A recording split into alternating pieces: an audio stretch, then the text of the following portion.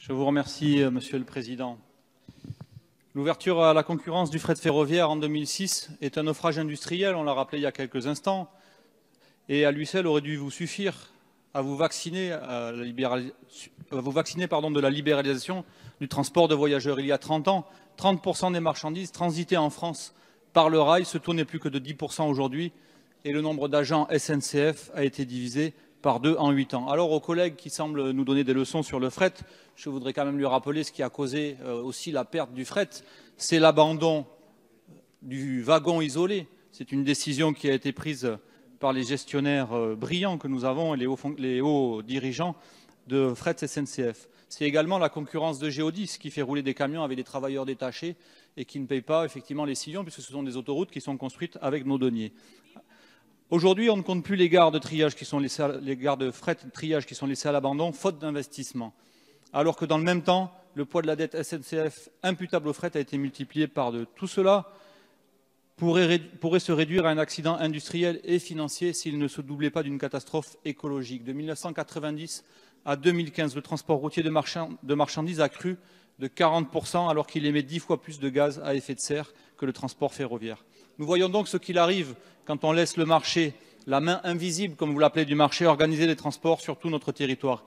Il est incapable de remplir ses missions et il renchérit les coûts pour le contribuable. Nous devons donc rétablir un monopole public sur le fret ferroviaire pour en faire un service public pivot de la lutte contre le réchauffement climatique et pour l'égalité des territoires. Charles Amédée de Courson sur cet amendement 45.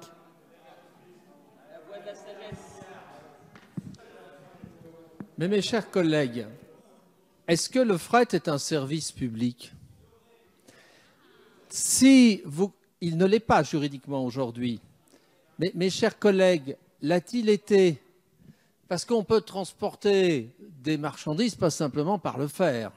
Et vous devriez, mon cher collègue, vous interroger pourquoi la route qui représentait à peine 20% du trafic en 1945 a complètement explosé du point de vue de ses parts de marché. Et pourquoi le fret ferroviaire est tombé à 10%? Et quand vous dites 10%, mon cher collègue, vous évitez de dire que dans ces 10%, il y en a 6 points qui sont faits par la SNCF et 4 points qui sont faits par les transports ferroviaires privés.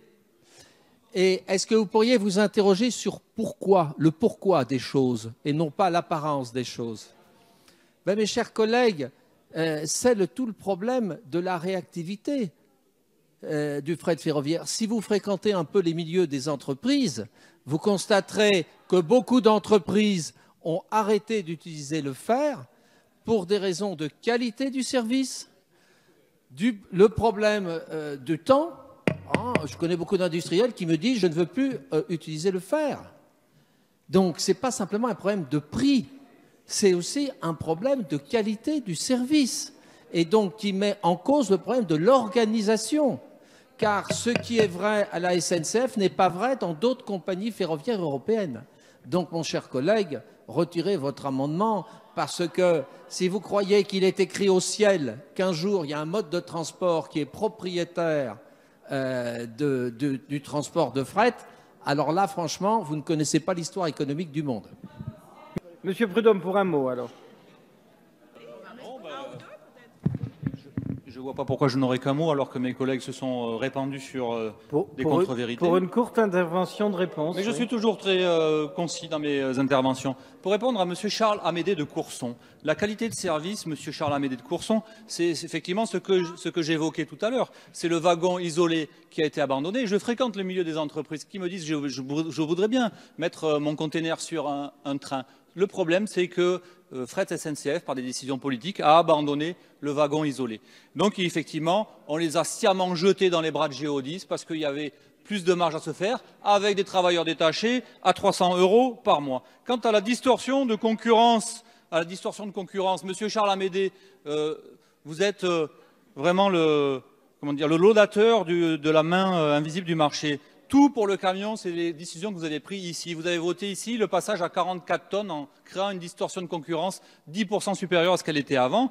Et également sur les autoroutes, qui sont les sillons qui sont mis à disposition des camions, où les camions ne payent pas au centième seulement de l'usure qu'il provoque sur ces routes-là. Je vous ferai un petit cours de mécanique et de ponts et chaussées, c'est que l'usure est égale au cube du poids à l'essieu et que si on regarde ça, un camion use 500 fois plus qu'une voiture, une autoroute, et donc les tarifs ne sont pas en conséquence de l'usure qui est provoquée. Donc, Monsieur Charles Amédée, si vous voulez donner des cours, acceptez de recevoir quelques leçons aussi.